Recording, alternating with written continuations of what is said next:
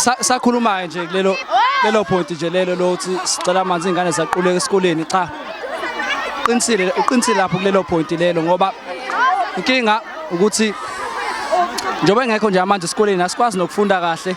abanye bahlala badinga amanzi ngoba siba dehydrated masingalokunyana masingaphuza amanzi for isikhathi esingango 2 hours lesikhathi esiningi kakhulu leso umuntu lokunyana engaphuza amanzi ngakho ke siyacela lokunyana uhlelo luzoba lusha lokungena kwamanzi ngoba uthisha omkhulu usedecide ukuthi abazali abakhokho 10 rand bakhokhela inyanga nenyanga bakhokhela ukuthi sizokwazi ukuthola amanzi ngoba kusuwela ngonyaka odlule ngo-October lapho aqala khona uthisha omkhulu ukuthenga amanzi ekhipha emalini esikole ngakho ke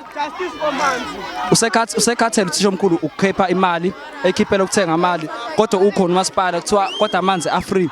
kodwa manje amanzi uma siselwa kunyana sesiwathenga shuthi amanzi awasekho free ayadayizwa ngiyabonga mina engifuna ukuthi nani nikubuka ukuthi